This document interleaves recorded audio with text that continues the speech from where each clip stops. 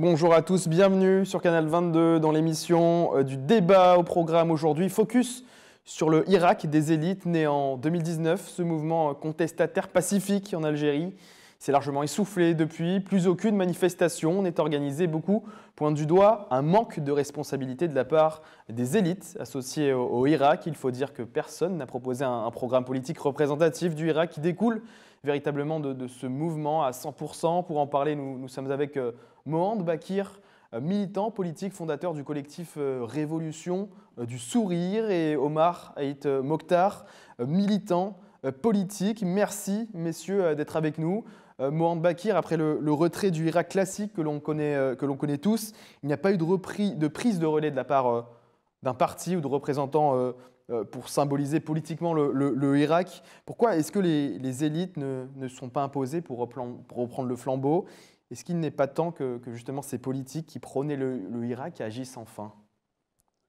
Alors, est-ce qu'il y a eu des élites qui ont prôné qui ont prôné le Irak? Moi, je ne sais pas s'il y en a eu. Ce qui est certain, c'est que ce que nous avons vécu à partir de février 2019 s'apparente à une véritable révolution. Donc, c'est plus qu'un mouvement contestataire, c'est un véritable mouvement révolutionnaire qui s'est imposé, dont la principale caractéristique, c'est un refus de reconnaissance de la légitimité des autorités en place. Donc il n'y a plus de consentement, à la légitimité de la régence qui est en place. Les élites, malheureusement, les élites classiques, ce qu'on pouvait connaître comme élite, donc que ce soit les dirigeants de partis, ce qui restait de dirigeants syndicaux, les quelques voix qui peuvent être considérées comme des voix d'intellectuels, donc écrivains ou auteurs ou, penseurs, n'ont pas prévu ce qui s'est passé. Ce qui veut dire que la rue a surpris tout le monde. Ça, c'est une donne majeure. À la fois, il y a le côté radical de la rupture, il y a aussi le fait que ce mouvement paraît, parce qu'en vérité il ne l'est pas, paraît être né de nulle part. Donc on n'a pas vu sa genèse, on n'a pas vu sa montée pour pouvoir l'anticiper et pour pouvoir le prédire.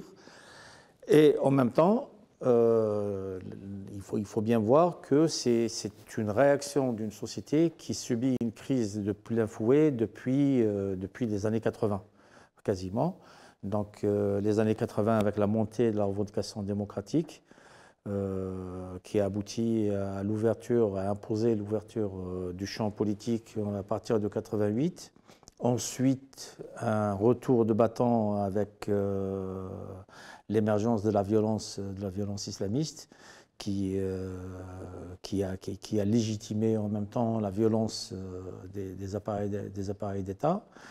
Et cette société a vécu cette situation de conflit et de confrontation jusqu'à quasiment la fin du mandat, des mandats de Bouteflika. Donc c'est une société qui était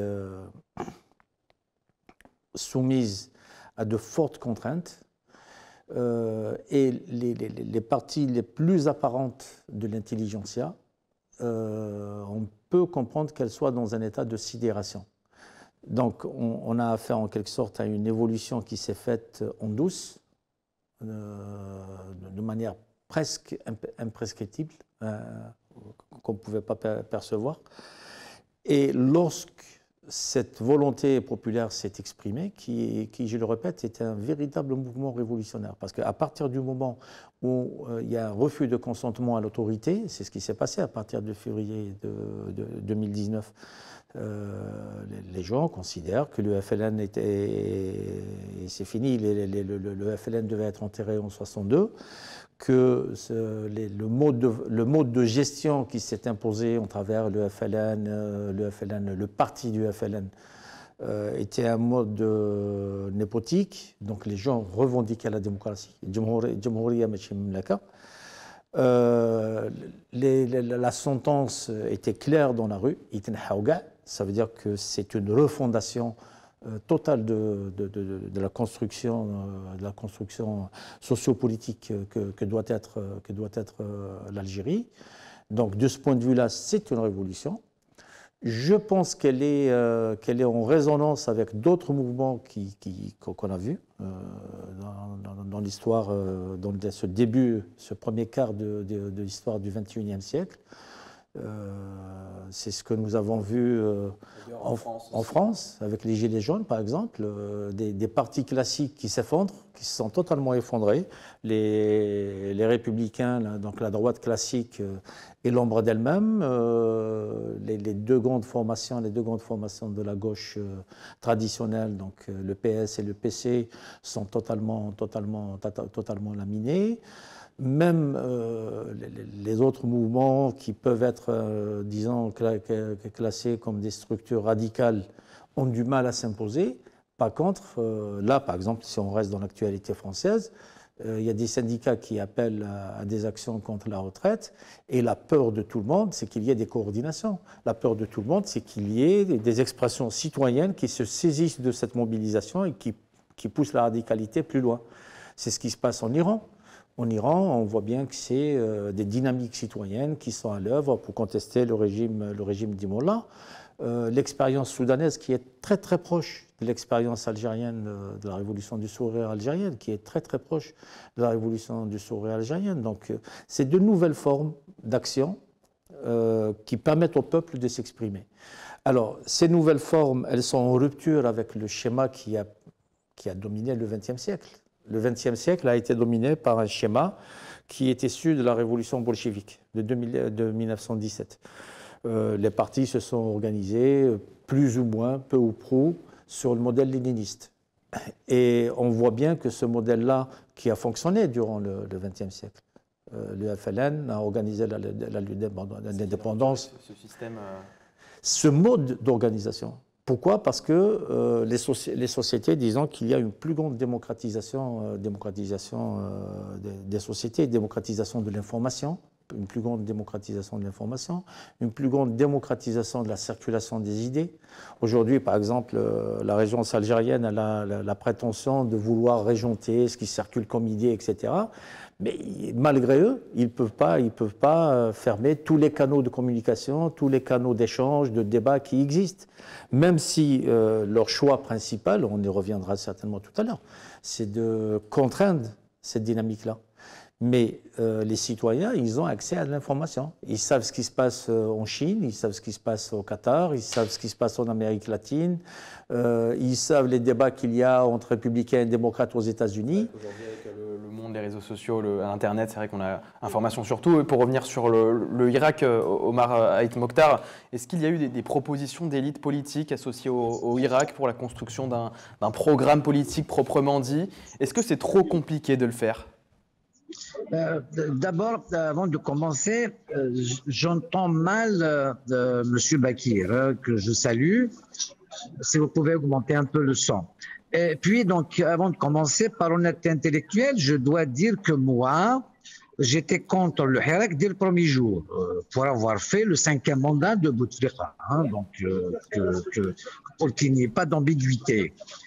Ce mouvement, donc spontané, est arrivé. On a vu tout le monde, c'est-à-dire les gens qui sont opposés diamétralement, ils sont là à marcher dans la rue tous les vendredis, et ça a trop duré. Ils ne pouvaient en aucun cas être structurés. Donc on sort son programme, son leader, et sachant bien que personne n'aime personne, tout le monde critique tout le monde.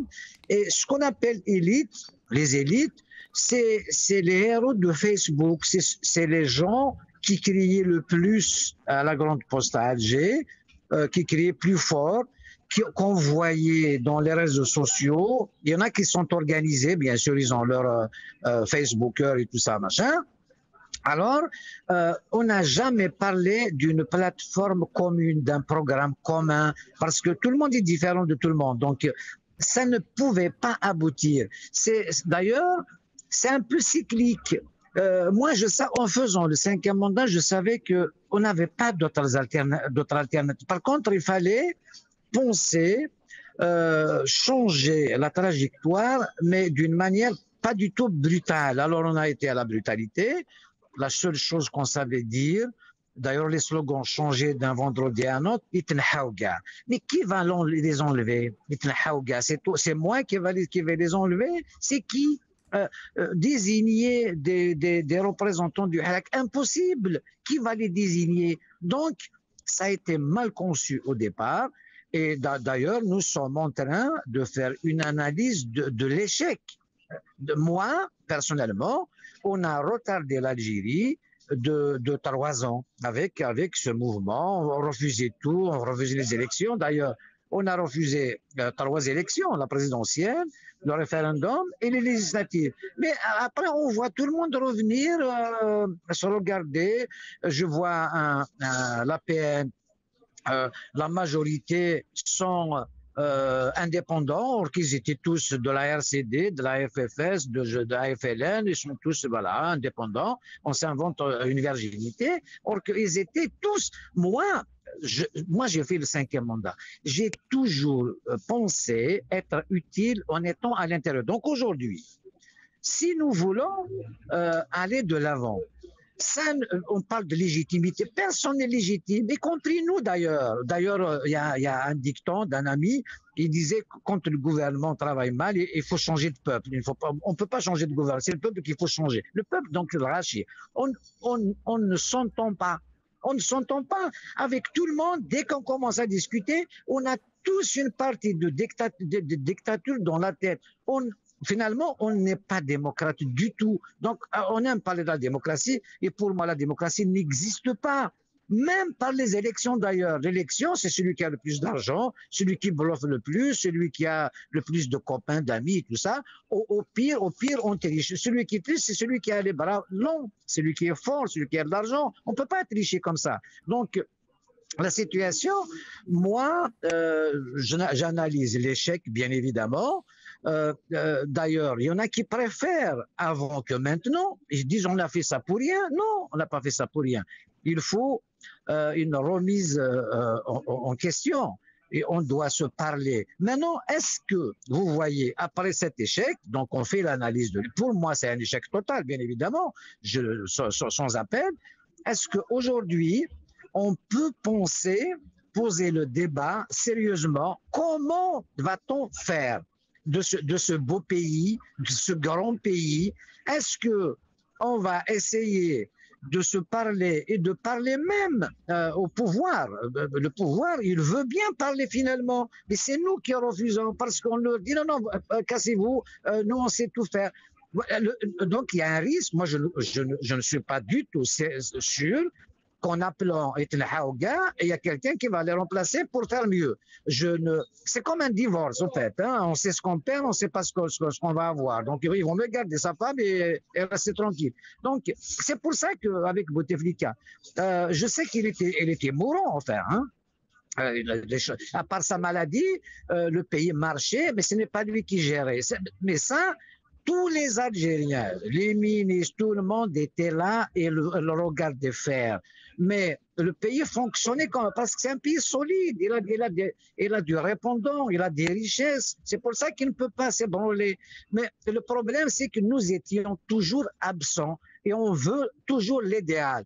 Je suis en train de vous parler de Paris. Étant de Tizi Ouzou, on aime bien jeter une pierre à Alger, on dénigre le président, le gouvernement, mais sur place, dans sa commune, on n'arrive pas à instaurer de l'ordre, à se parler. Donc, on ne balaye pas devant sa porte pour pouvoir être entendu ailleurs. C'est ça, donc le manque de légitimité. Et maintenant, ce n'est pas que le pays ne fonctionne pas, mais on doit parler avec tous les enfants de l'Algérie, même s'ils ne veulent pas participer, il faut leur dire non, vous participez. On n'exclut personne, mais alors personne, quelle que soit sa pensée, son extrémisme, il doit participer au débat. sans toutefois avoir ni peur, ni rien du tout. Voilà, les élites n'existent pas. Saïd Saadi, par exemple, qui a toujours essayé de manipuler, il a voulu faire l'OPA de ce mouvement, comme il a fait l'OPA du MCB, sur le MCB. Donc, il a voulu faire l'OPA. C'est lui qui l'a daté du 22. Donc, les élites n'existent pas au sein du Irak, monsieur Haït Mokhtar, c'est ce que vous disiez. Les élites n'existent pas au sein du Irak, c'est pour ça qu'elles n'ont pas pu se former en tant que groupe politique. Individuellement, je ne doute pas des compétences de certains, mais d'une manière malicieuse. Je vois Saïd Saadi, par exemple. Il a toujours voulu faire une OPA. Comme il a fait une OPA sur le MCB, le mouvement culturel berbère, il a voulu faire une OPA sur ce Hirak. Malheureusement, il est incapable de le faire. Et il se retrouve à Marseille. À Marseille, au Vieux-Port, bien ficelé.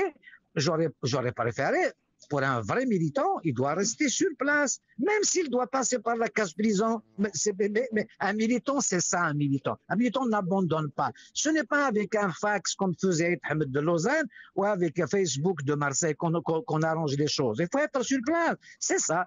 Un sacrifice, c'est ça. Omar Haït Mokhtar, beaucoup comme vous le soulignez, de militants sont venus se réfugier en Europe, particulièrement. Mohand Bakir, on a l'impression qu'il y a un manque d'union des élites associées au Irak pour défendre une cause commune. Est-ce qu'il n'y a pas aussi une certaine peur et un manque de confiance aussi, tout simplement? Alors, il y a une grande dualité dans le discours des gens du pouvoir, des gens de la régence. Il y a une grande dualité. Parce que d'un côté, ils disent « Ah non, c'est insignifiant, les gens ils parlent sur Facebook, les gens ils ne font que papoter, etc. » Mais en même temps, ces gens qui parlent sur Facebook, on les met en prison, on les condamne jusqu'à la peine capitale.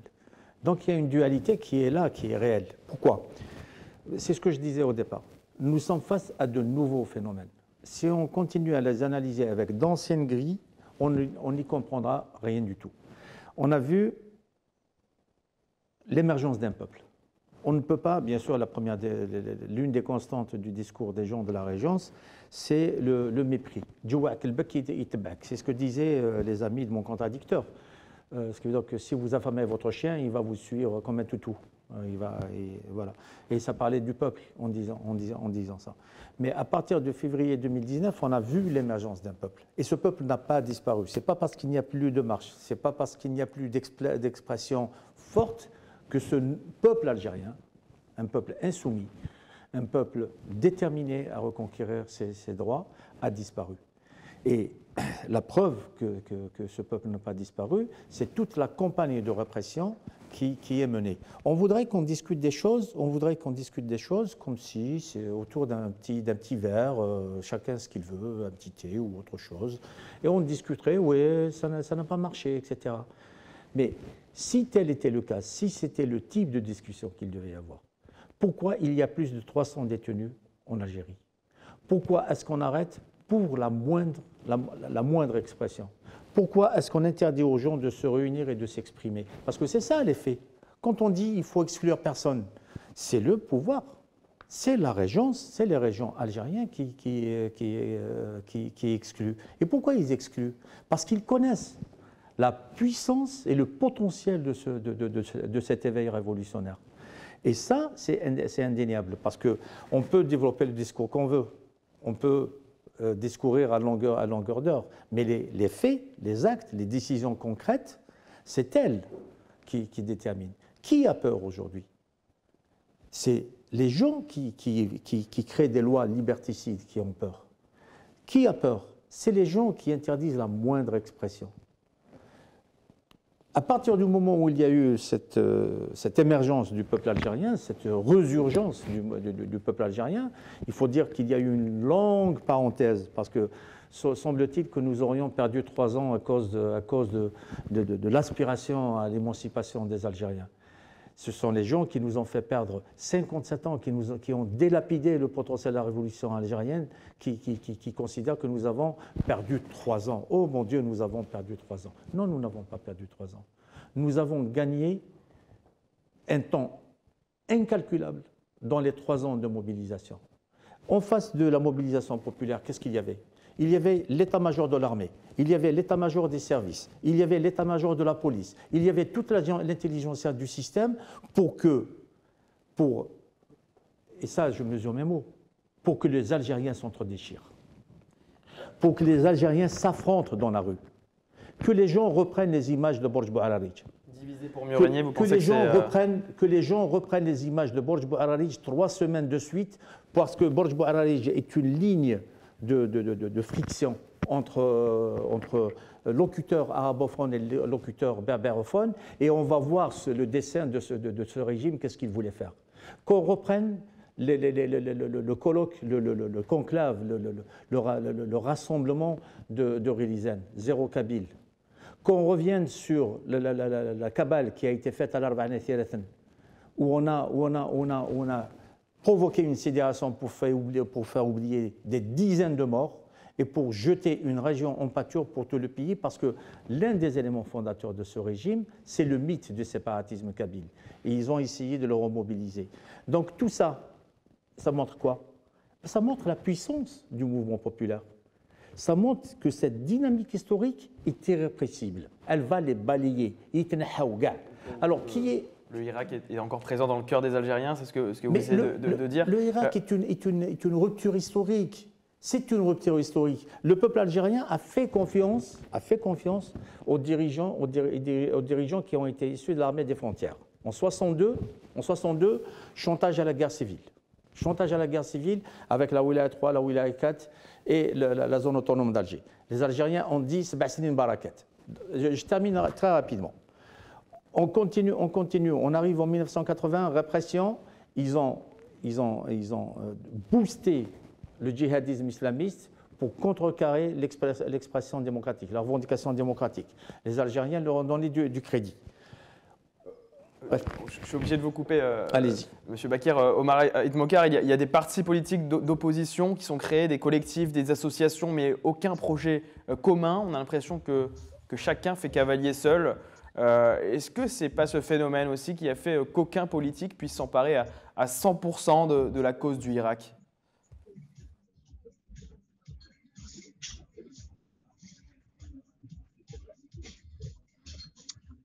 Je n'entends pas, hein. À Hitmoktar, est-ce que le phénomène, le fait qu'aucun parti s'unisse, que chacun aille dans sa propre direction, que chacun fasse un petit peu cavalier seul, est-ce que ce phénomène politique n'a pas fait comment je pourrais vous reposer la question, qu'aucun représentant politique puisse s'emparer du projet du Hirak à 100% sur la scène politique? Allô? Vous m'entendez? Est-ce que vous nous entendez? Je ne sais pas si vous entendez, monsieur Hitmoktar, vous me recevez? Oui, je vous entends très bien. Oui. J'ai écouté ce qu'a dit monsieur Bakir. Donc, sans toutefois vouloir le juger, je pense qu'elle est sincère et naïf en même temps, hein. Donc après, naïf et sincère, ça ne donne pas de croissant le matin, hein. Le Hirak était une menace, heureusement que Gaïd Salah, enfin, est de niveau ardoise. Ce n'est pas quelqu'un qui réfléchit. Il n'a pas cette faculté de voir loin. Il voit juste devant lui, parce que le Hirak est un haouga. On pouvait, ça a failli d'ailleurs, atténuer, donc casser carrément l'appareil de l'État. Et ça, on va dans l'inconnu. Avec la répression que je refuse, que je dénonce, il a pu garder la structure. Il y a eu une intelligence, moi je voyais cette intelligence de ne rien faire, pas de blessés, pas machin et tout ça, et toujours être là toutes les semaines, il faisait un discours, ce qui est hallucinant. Un chef d'état-major de l'armée qui fait un discours toutes les semaines. C'est incroyable. Et en plus, tous les vendredis, on faisait cette marche, les selfies, tout ça à la Grande Poste, et on rentrait à la maison, on regardait ce qu'il va nous dire papa Gaïd Salah. Donc c'était un peu ça, hein, pour ne pas caricaturer donc la chose. Donc le Hirak était un danger, parce que s'il avait abouti, on aurait on aurait accès à l'inconnu. Donc, pire que ce qu'on voyait donc, en Syrie ou je ne sais pas quoi. Alors qu'on a failli l'avoir, cette catastrophe, et le pays est resté sur les rails. Et donc, après, l'incapacité donc à ces intellectuels, à cette élite dont on parle tous les jours, à s'organiser, à se parler. J'ai vu comment, évidemment, le pouvoir, s'il divise, il est dans son rôle. C'est sa mission de diviser pour régner. Ça, c'est pas la peine d'en parler. Même comment on appelle ça, ceux du Hirak aussi commençaient à s'accuser mutuellement, telle personne c'est un islamiste, c'est tout ces machin truc et tout ça, c'était voué à l'échec. Moi je savais, je ne peux pas marcher avec quelqu'un qui n'est pas d'accord avec moi, je ne peux pas avoir les mêmes objectifs avec Zetot, avec je ne sais qui. Donc on ne peut pas dire qu'il y a union. Il y avait exactement rien du tout. C'est des gens qui sortaient, s'amusaient, machin. D'un côté, ça devient un peu festif. Et vous allez voir les médias français. D'ailleurs, la France a réservé la place de la République tous les dimanches. Alors, vous savez, pour ceux qui ne connaissent pas la France, à Paris, il y a plus de 300 manifestations tous les dimanches pour avoir la place de la République. Tout le temps, tous les dimanches, il faut vraiment être aimé. Hein. Nous, donc la France nous aime bien, elle nous a révélé cette place avec les caméras. Certains médias français disaient que c'est sont civilisés. Donc, on dit en Kabyle, choufna Khandour. Donc, le Khandour est bien gonflé, on est les héros, on n'est absolument rien du tout. Donc, on revient à l'axe de départ. Maintenant, ce que je pense qu'il faut avancer au lieu de parler de changer. Oui, avancer et changer en cours de route. Si on s'arrête pour dire on change, on ne changera rien, parce que même les repères, avec qui, finalement, cette démocratie ou ce changement, moi, je pose la question, le faire avec qui? Comment et avec qui? Je ne dis pas pour qui. Donc, tout le monde parle de la démocratie. Nous sommes tous des dictateurs. Donc, le salut viendra en avançant et essayer d'avoir un langage apaisé, c'est-à-dire maintenant, un bon ouvrier fait un bon patron et un bon patron fait un bon ouvrier. Soyons de bons ouvriers pour que le patron soit gentil, dans l'intérêt de ce pays. J'ai 60 ans, je me suis toujours opposé. Il y a 5-6 ans, j'ai compris cela. Je ne marche pas avec n'importe qui. Et ce changement, s'il doit aboutir, ce n'est pas du tout le chemin qu'il faut emprunter. On a vu les partis politiques, c'est l'échec. On a vu la presse, les journaux, c'est l'échec. Donc, c'est l'échec répété.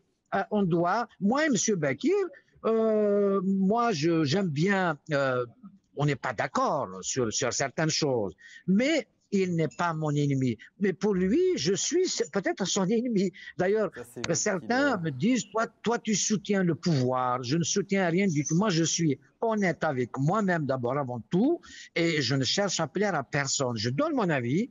Je ne pense pas, je n'ai jamais prétendu détenir la vérité, mais ma vérité, c'est celle-là. Je ne crois pas à ces élites dont on parle. Et justement, Omar Haït Mokhtar, j'allais y venir, Mohamed Bakir, qu'est-ce qui a manqué, qu'est-ce qui manque aujourd'hui au Irak pour qu'un projet politique commun puisse voir le jour?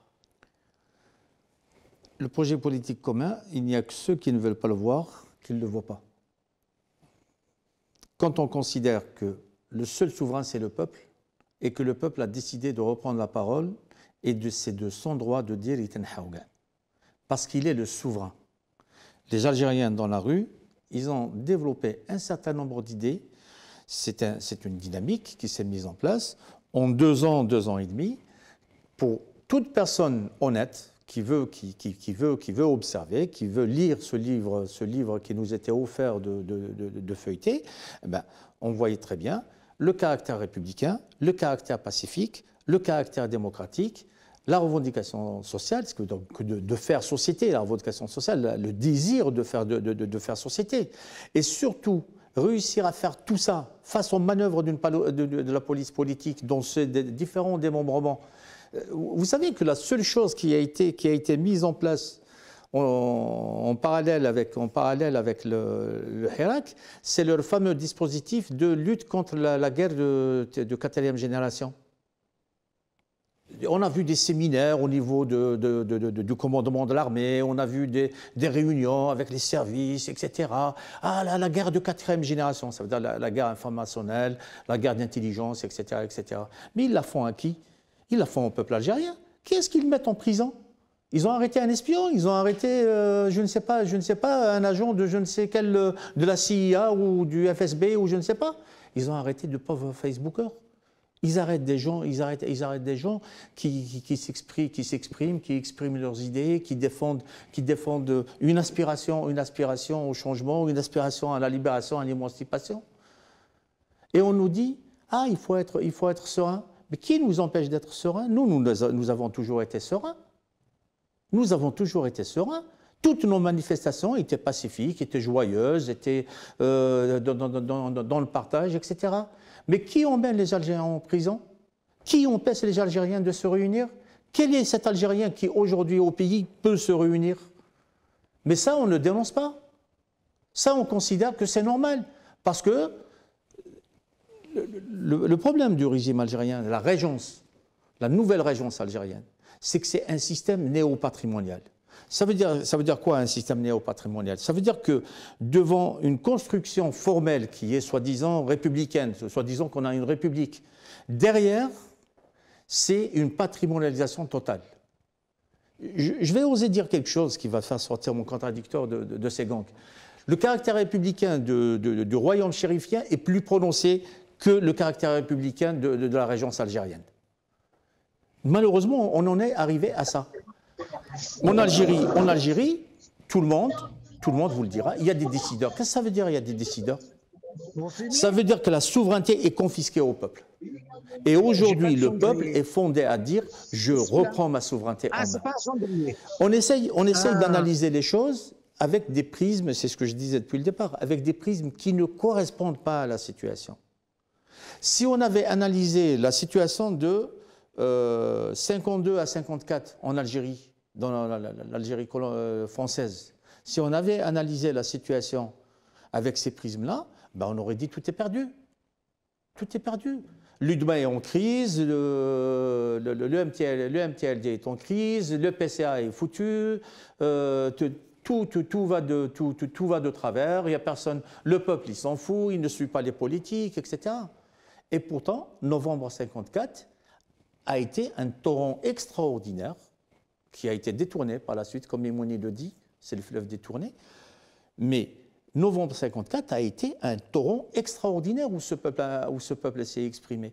Et février 2019 est de cette teneur-là, et de cette hauteur-là.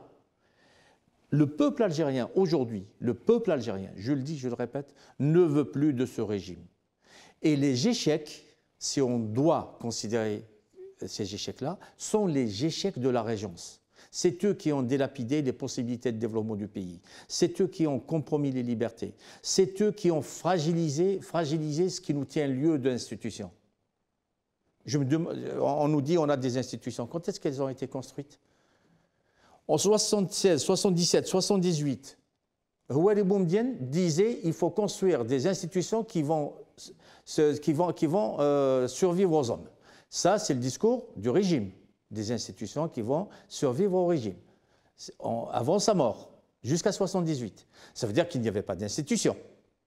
OK.